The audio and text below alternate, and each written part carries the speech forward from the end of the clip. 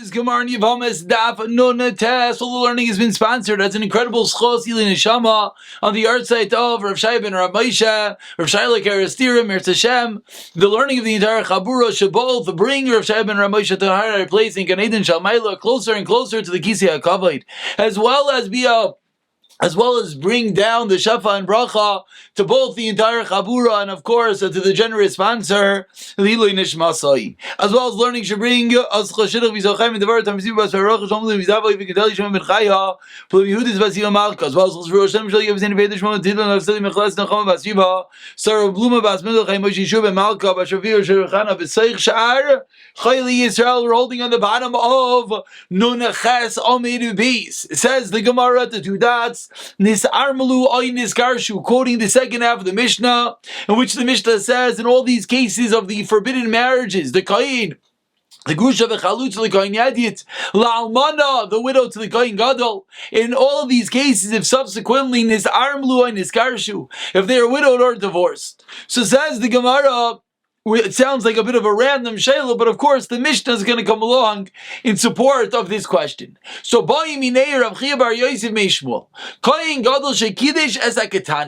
a Kohen Gadol marries a Ketana, ubagra tachtov, and this Ketana, this young girl, became a Boyaris, became 12 and a half years old, brought her shtei Sairais while married to the Kohen Gadol, but before he did Nisuin. So the Kohen Gadol does Erusin, part A of the marriage to this Ketana. Then the girl becomes of age, and now the question is he allowed to do Nisuin? What is the question? So let's for a moment look at the bottom Rashi over here, in which Rashi points out to us, Ubagra Ta'achtav, Bimei Erusin, during Erusin. And now Rashi tells us the din that we need to do, Kohen Gadol Asar Bibayares. As we saw in the Mishnah on Daf Yomi, the Kohen Gadol has a mitzvah to marry a Ketana or a Naira. But once the girl becomes 12 and a half years old, the Kohen Gadol is not allowed to marry her. So the question of our Gemara is, if he did Erusin when she is younger, and then the girl becomes of age, she becomes older, is he allowed to consummate and to complete the marriage and do Nisuin with this girl who currently is a Boyaris? So ask the Gemara as we turn over to today's Daf Yomi and Aleph Ma'u, what is the din? Basar Nisuin Azlinon, or Basar Erusin Azlinon? Do we say that when the Torah says that he has to take a woman, he has to Yikach as Isha Besula, do we say that refers to the Erusin, or does that refer to the Nisuin? Basically, do we say because he married her when she was a little girl, he fulfilled what he had to do, and now even though the girl is older, he's allowed to consummate and do the Nisuin? Or no? Do we say that when the Torah speaks of this Kohen Gadol marrying a Ketana, marrying a younger girl, it has to be even the Nisuin? So says the Gemara, let's bring a raya from our Mishnah. So Amar Lei, Rav Chia Bar Yosef responds 2 lines to the top of Nuftas Amar Aleph Tini Tua. It's a Mishnah. Nizarmlu and Nizgarshu. And now what did the Mishnah say? Mina Nisuin Psulais. If they did Nisuin, then they're apostle. Mina Erusin Gesherais. But if they only did Erusin, then they're still kosher to the Kahuna. So what do we see? We see that when the Torah says Yikach, when the Torah discusses the forbiddance, the Isser of Lamana L'Kohen Gadol Gusha V'Chalutz L'Kohen Yadid, so the marriage with regard to the Kahuna is referring to the Nisuin, because that is where she becomes puzzle. So too says the Gemara in our case, the marriage is the Nisuin, and because you went and you already did Erusin, therefore you're going to be allowed to complete the marriage. Says the Gemara,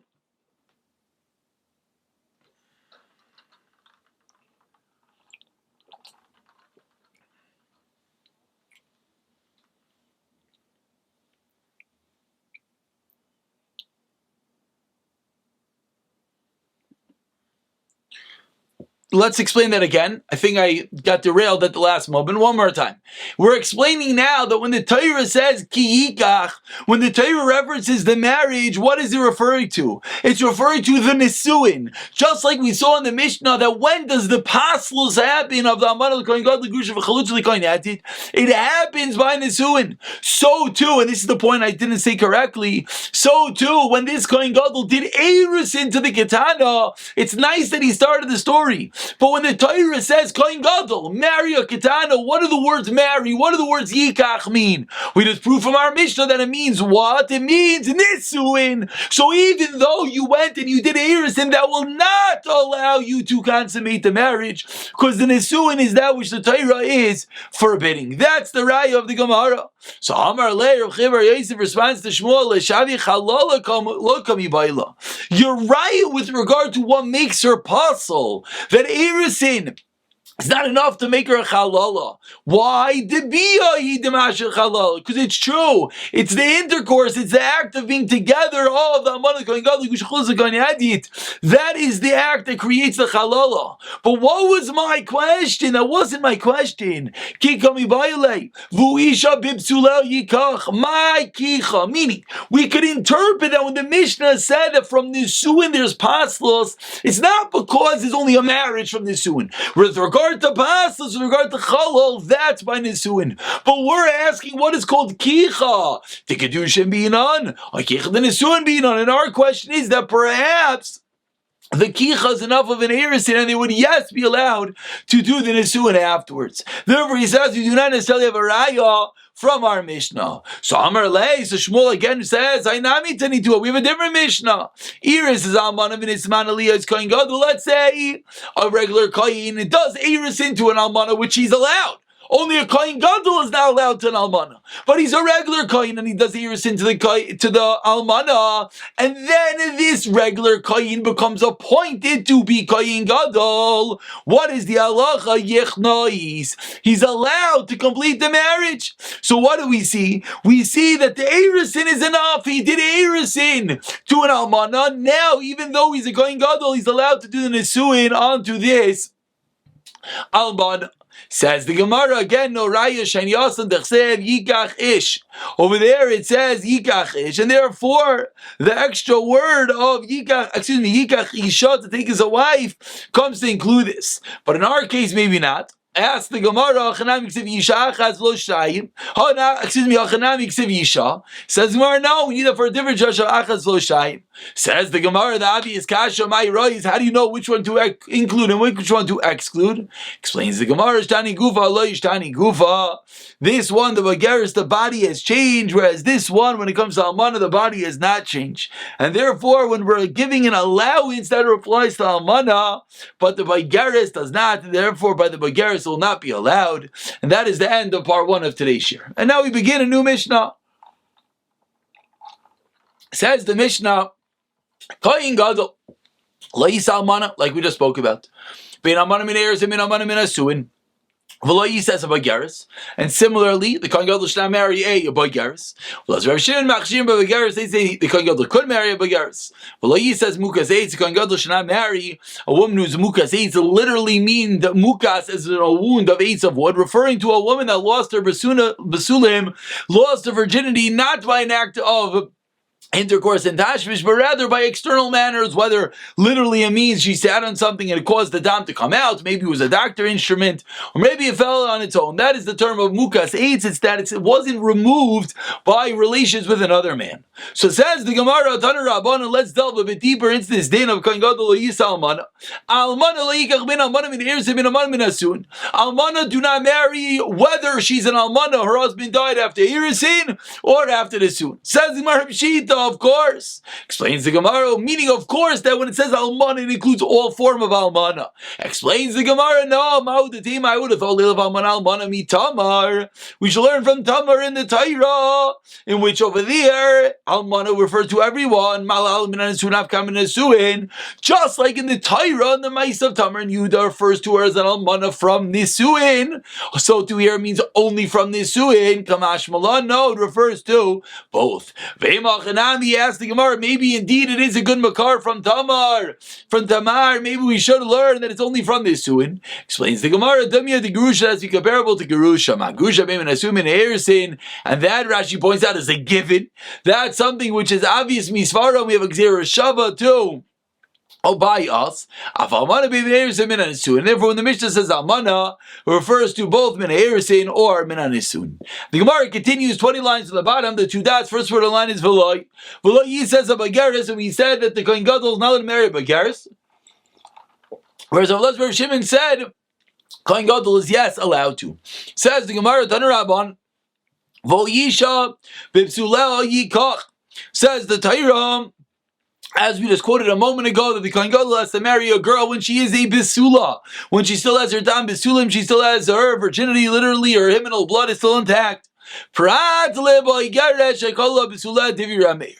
Says Rameir, you know what this possibly comes to exclude? That once she is a Baigares, once she is 12 and a half years old, and at some level her Bisulim have disappeared.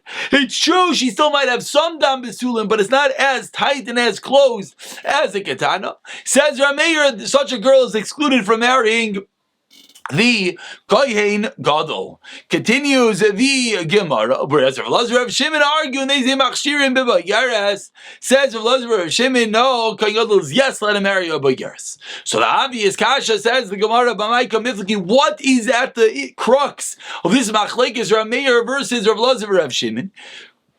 Explains the Gemara, Meir Savar Besula filu mixas psulim, that the Torah wrote the word bisuleha. So there's me three drushes. It could have just said besula, could have said bisuleha, and now it says bisuleha. So there's three stages. Says Rameir, stage number one, the word bisula would mean even mixas bisulim.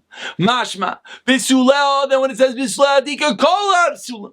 Says Rameir, the word Bisulah says that she has to have all her Bisulim, and that's the reason why Rameir learns it excludes a Baigares, because a Baigares does not have all her Bisulim, and therefore she is excluded.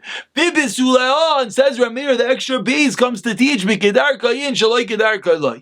she's only considered to have lost her Bisulim if it is done in a natural manner. That's when she cannot marry Kohen Gadol.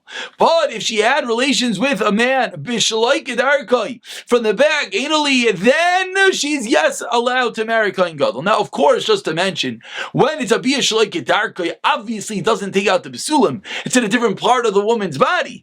But the Nikuda here is, explains Rashi, that it means Bimakaim Bisulim. That when does she become unfit for a Kohen Gadol if she had relations in the normal manner, b'makkah and b'sulim, whereas if shalai kedarkai, she would still be allowed to marry the Kohen Gadol. That is shita of Rav Meir. Rav Lazar, Rav Shimon, Savri, 15 lines to the bottom. First line is Rav Lazar. Says Rav Lazar, Rav Shimon, and they all bisula, shleima, mashma. They start from a different point. Not that bisula means a little bit. Bisula means she has to be 100%. And then bisula comes to include afilu mixas basulim, and this is Rav Lazar, Rav Shimon, in their opinion, that they say a Baigares, she has mixas basulim, she has some, that's enough. Says Rav Lazar, Rav Shimon learned out from the word bisulah, bisulah, the extra base that she call basulim come in kedarkai, that she has to have all of her basulim intact, whether it's via kedarkai, shloi kedarkai. Says Rav Lazar, Rav Shimon, the only way she's going to be usher to Kohen Gadol is if she if mutter to Kohen Gadol, she has her basulim intact. So there's a dual machlekes going on between Rameir and Rav Lazar, Rav Shimon, whether a Baigares is excluded and what is the status of a Bia Shaloi Kedarkai. Says the Gemara, Amar Rav Yehuda, Amar Rav, Neve'olah Shaloi Kedarkai Psulim Min Hakuna. Rav Lazar, Rav Shimon, Rav Lazar, one more time. Rav Yehuda, Amar Rav say the same thing as Rav Lazar, Rav Shimon, that what a Bia Shaloi Kedarkai still passes her Lekuna, she's not allowed to marry a Kohen. So Meisei Rava asked Rava of Laiti Elisha. It says in the Torah that what happens if a man is ma'anis, he forces a young girl to have relations with him. The halacha is V'Laiti Elisha. You, the husband, you are forced now to marry this woman in which you forced to have relations. And we darshan be'isha ru'uyaloi. It's only to a woman who is fit to be his wife. This comes to exclude if we have a situation of that they cannot marry the husband. Now says the Gemara, Dami, what exactly is this case of a loy tiel isha that's coming to tell me a man of the Kohen Gadol is excluded? If the case is that she had normal relations, my Why are we saying that the reason is because Almana l'Kohen Gadol table Misham Abla Be'ula? She's a Be'ula, she's a woman who had relations, and she's also to the Kohen Gadol. Elav Shaloi Kedarka must be used a beer from the back. It did not make her a Besula. Misham Almana Misham Bula, and therefore the only reason why she is forbidden is because of the Almana and not because of the fact that she is a Besula. Continues the Gemara as we turn over to Nantasamid base. Ha Mani explains the Gemara. It's not a kasha who we going with Rameir here. This is the opinion of Rameir, Rav Damar Kravalazar, and the original Rav Yehuda Rav, who says that even Bia Shaloi Kedarka makes her puzzle from Kahuna, from Kohen Gadol more particularly. That is the Shita of Rav Elazar. But I asked the Gemara, the Shita of Rav Elazar, that's answering Yikar Rav Elazar, Ma'ira Misham Ba'ula, Tebele Rav Elazar. According to Rav Elazar, you know why she's forbidden to marry a Kohen Gadol? Not because she's a Ba'ula, because she's a Zaina. The Amar Rav Elazar taught us, if we have two single people that have relations, obviously forbidden, is not for marriage. Asa Zaina, she becomes a Zaina, and the reason she's possible to a Kohen is for the fact that she is a Zaina. Why is that not the reason? Says the Gemara, Amar Rav Yosef Gonshevla Lebehema. No, what is it referring to when it said Bia Shaloi Kedarka? It meant with an animal. The Hasam Misham Be'ula Ika Misham Zaina Leka. Says the Gemara, because such a form of relations with an animal, Shaloi Kedarka, has a din of a Be'ula. She's considered a woman that had relations. However, Misham Zaina Leka, she's not considered a Zaina. Why not? Because having relations with an animal doesn't make her a Zaina. Having relations, unmarried men and girls, she is a Zaina, says Rav Elazar. But if it was with an animal, she does not have the status of a Zaina. Amrle Abaya, I don't understand the Manashach. Says Abaya, I don't know how you're splitting this hair. That you're saying that she had relations with an animal, so she's not a Zaina, she's not a Bu'ula.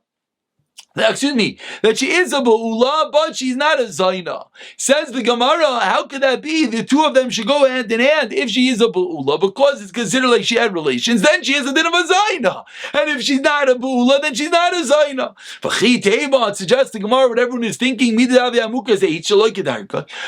this has the status of a Mukas if she gets hit from the back, that's going to be the way that will differentiate between she is a din of a Zaina or a din of a Ba'ula. Says